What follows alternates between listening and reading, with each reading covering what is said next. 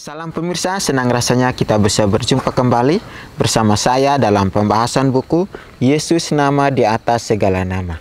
Buku ini ditulis oleh Nyonya Ellen G. White yang dalam tulisan lain Yesus adalah Alfa dan Omega, pencipta langit dan bumi, pemberi setiap pemberian yang baik dan sempurna, dan pemikul beban besar kita.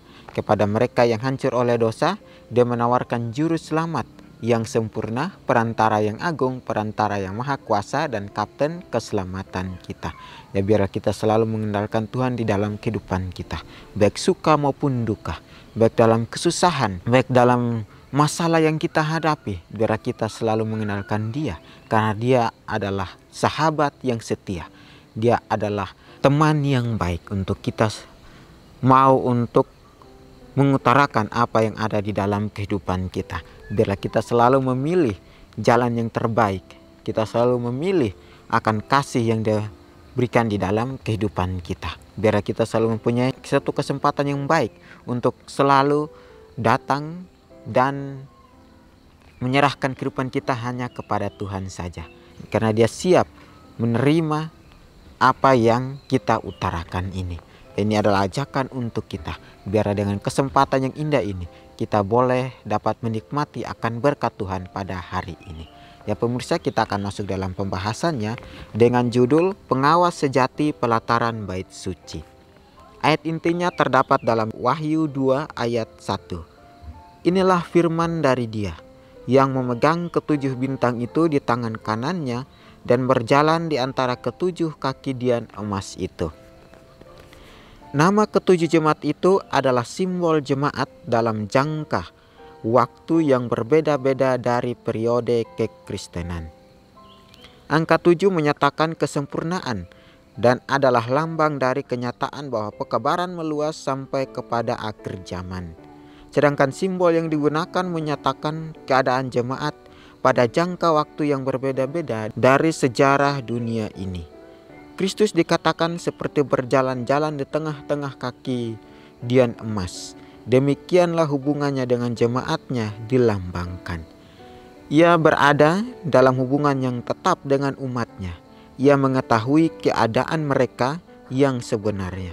Ia mengamat-amati keteraturan mereka, kesalahan mereka, dan pengabdian mereka. Meskipun ia adalah imam besar dan pengantara dalam bait suci di atas, namun ia digambarkan sebagai berjalan-jalan kian kemari di tengah-tengah jemaatnya di dunia ini. Dengan kesiagaan yang tak kenal lelah dan kewaspadaan yang tak kunjung padam, ia melihat apakah terang penjaganya menyala atau sedang padam. Jika kaki dian itu ditinggalkan kepada pemeliharaan manusia saja, nyala api yang berkelip-kelip itu akan redup dan mati. Tetapi ia adalah penjaga yang benar dalam rumah Tuhan, pengawas sejati pelataran bait suci. Penjagaannya yang terus-menerus dan rahmatnya yang memelihara adalah sumber kehidupan dan terang. Kristus dilambangkan sebagai memegang ketujuh bintang pada tangan kanannya. Ini memastikan kepada kita bahwa tidak ada jemaat yang setia kepada kepercayaannya yang takut akan sia-sia, karena tidak ada satu bintang yang mempunyai penjagaan yang maha kuasa dapat direnggut dari tangan Kristus. Ya, baik di sini dikatakan kepada kita, di ayatnya juga dikatakan bahwa Dia memegang ketujuh bintang itu di tangan kanannya dan berjalan di antara ketujuh kaki dian emas itu.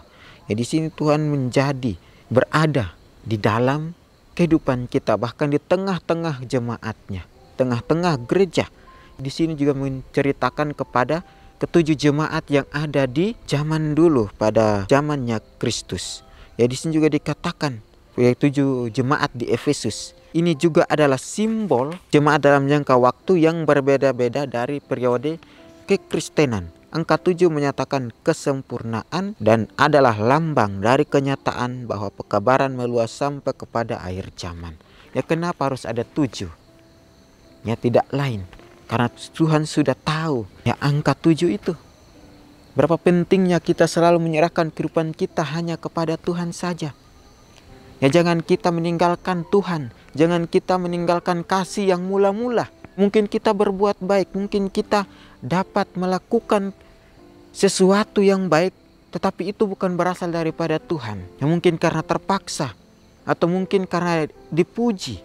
Tapi bila mana kita mau melakukan dengan tanpa pujian, dengan tanpa orang melihat bahwa kita ini baik, maukah kita melakukannya di dalam kehidupan kita?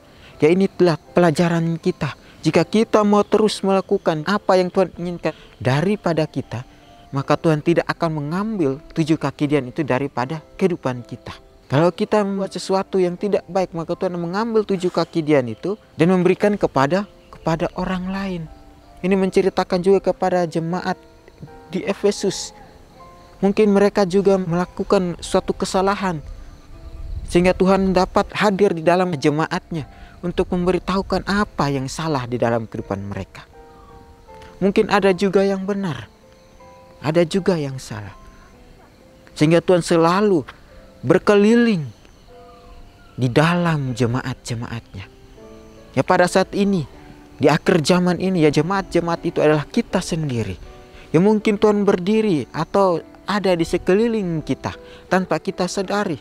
Kita selalu mau mengikuti kehendak kita sendiri, sedangkan Tuhan sudah memberikan kepada kita satu pekerjaan, sudah memberikan kita suatu talenta yang baru untuk kita dapat menyebarkan Injil. Ya tadi sini juga dikatakan pekabaran ini meluas sampai akhir zaman. Ya sampai saat ini biar pekabaran ini tetap meluas sampai Kristus datang nanti. Ya pelajaran yang sangat menarik. Ya untuk kita selalu waspada, untuk kita selalu berjaga-jaga di dalam Tuhan. Ya di sini juga dikatakan, sedangkan simbol yang digunakan menyatakan keadaan jemaat pada jangka waktu yang berbeda-beda dari sejarah dunia ini. Kristus dikatakan seperti berjalan-jalan di tengah-tengah kaki-Dian emas. Demikianlah hubungannya dengan jemaatnya dilambangkannya ini. Tuhan berjalan ya, di tengah-tengah kaki-Dian itu. Dia ini juga melambangkan suatu hubungan yang baik dengan jemaatnya. Ya bagaimana kita selalu mau dekat kepada Tuhan. Ya biarlah kehendak Tuhan yang terjadi di dalam kehidupan kita. Biarlah kita mau bekerja dan mengikuti apa yang Tuhan ingin di dalam kehidupan kita. Ya inilah suatu iman yang ada di dalam kehidupan kita.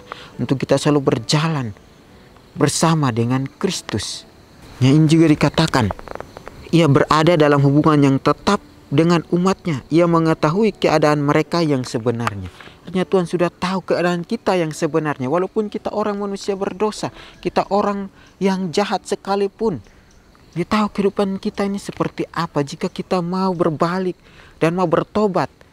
Ya ini juga sama seperti jemaat di Efesus. Ya Tuhan memanggil mereka untuk dapat bertobat dan mau kembali lagi kepada Tuhan, sehingga mereka tidak lagi meninggalkan kasih yang mula-mula. Ya pelajaran yang sama juga di dalam kehidupan kita. Biarlah kita jangan meninggalkan kasih yang mula-mula yang di dalam kehidupan kita. Karena jika kita meninggalkan kasih yang mula-mula itu, maka kita sudah kehilangan harapan. Kita tidak ada harapan untuk datang kepada Tuhan. Karena kasih itu yang menghubungkan kita dengan Kristus. Ya biarlah dengan ini kita mau dapat bertumbuh di dalam iman. Kita mau dapat bertumbuh di dalam Kristus. Sehingga apa yang Dia perintahkan, apa yang Dia sudah lakukan pada zaman dulu, biarlah kita lakukan itu di zaman akhir ini. Ya mungkin pelajaran itu untuk pribadi saya, untuk dapat lebih baik lagi setiap harinya, untuk terus mengendalikan Tuhan, untuk terus berserah kepada Tuhan, untuk menyerahkan keinginan daging saya kepada Tuhan. Biarlah dengan kehidupan saya yang mau diperbarui, biarlah dengan kuasa Roh Kudus yang dapat mengubahnya, jangan dengan keinginan daging saya. Ya di sini dikatakan kesalahan mereka, ia mengamati peraturan mereka, kesalahan mereka dan pengabdian mereka. Meskipun ia ada imam besar dan pengantara dalam bait suci di atas, namun ia digambarkan sebagai berjalan-jalan kian kemari di tengah jemaat-jemaatnya di dunia ini. Ya di sini juga sangat baik untuk kita ya, penjaganya yang terus menerus dan rahmatnya yang memelihara adalah sumber kehidupan dan terang. Ya inilah Dia adalah sumber kehidupan dan terang. Biar kita menjaga akan ketujuh kaki Dian ini sehingga lampunya tidak padam. Ya mungkin dalam kehidupan kita ada lampu yang padam atau redup, tetapi biarlah kita menyerahkan itu kepada Tuhan sehingga lampu ini tetap bersinar dan bercahaya. Ya pengalaman tinggal pengalaman. Kita dapat mau mengubah semuanya menjadi manusia yang baru, menjadi manusia yang lebih baik lagi, menuju kepada ketaatan dan kesempurnaan daripada Kristus. Di sini juga dikatakan bahwa Kristus dilambangkan sebagai memegang ketujuh bintang pada tangan kanannya. Ini memastikan kepada kita bahwa tidak ada jemaat yang setia kepada kepercayaannya yang takut akan sia-sia, karena tidak ada satu bintang yang mempunyai penjagaan yang maha kuasa dapat direnggut dari tangan Kristus. Perkataan ini diucapkan kepada guru-guru di dalam jemaat, mereka yang dipercayakan Allah tanggung jawab yang berat. Pengaruh-pengaruh yang manis yang harus berlimpah-limpah dalam jemaat dihubungkan dengan pendeta-pendeta Allah yang harus menyatakan kasih Kristus. Bintang-bintang di langit adalah di bawah pengendaliannya. Ia memenuhi mereka dengan terang. Ia menuntun dan mengendalikan pergerakan-pergerakan mereka. Jika ia tidak melakukan hal ini, mereka akan menjadi bintang-bintang yang jatuh. Demikian juga dengan pendeta-pendetanya. Mereka adalah alat-alat pada tangannya, dan segala kebaikan yang mereka lakukan dikerjakan oleh kuasanya. Jika mereka memandang kepada Kristus sebagaimana ia memandang kepada Bapa, mereka akan disanggupkan melakukan pekerjaannya. Sementara mereka menjadikan Allah tempat bergantung mereka, Ia akan memberikan kepada mereka kecemerlangannya untuk dipantulkan kepada dunia. Perkataan ini diucapkan kepada guru-guru di dalam jemaat. Biarlah kita menjadi pemimpin yang baik, dapat memimpin juga yang baik, sehingga semua yang ada pada saat itu dapat mengenal akan siapa Tuhan itu. Ya, di sini juga dikatakan, sementara mereka menjadikan Allah tempat bergantung mereka, Ia akan memberikan kepada mereka kecemerlangannya. Artinya jika kita mau bergantung sepenuhnya kepada Tuhan, maka Tuhan memberikan kita cahaya kemuliaan itu. Ya, sehingga dikatakan di dalam renungkan lebih dalam, seberapa terhiburkah kita dengan mengetahui bahwa Yesus ada di tengah-tengah gerejanya, tidak peduli apapun tantangan-tantangannya. Seberapa terhiburkah kita dengan mengetahui bahwa Yesus ada di tengah-tengah kehidupan kita. Ya, sangat luar biasa untuk kita selalu mempunyai akan kesempatan, mempunyai akan roh untuk datang kepada Tuhan saja. Karena inilah kasih yang Dia berikan di dalam kehidupan kita. Jangan sekali-kali kita meninggalkan kasih yang mula-mula itu. Biarlah dengan pelajaran ini kita dapat diubahkan, kita dapat bertobat dan kembali lagi kepada Sang Pencipta. Ya, inilah pelajaran yang menarik untuk kita. Biarlah dengan pelajaran ini dapat membawa kita kepada suatu kemenangan jika kita mau terus berubah dan bertobat. Kita akan berjumpa lagi di kesempatan berikutnya dan Tuhan memberkati.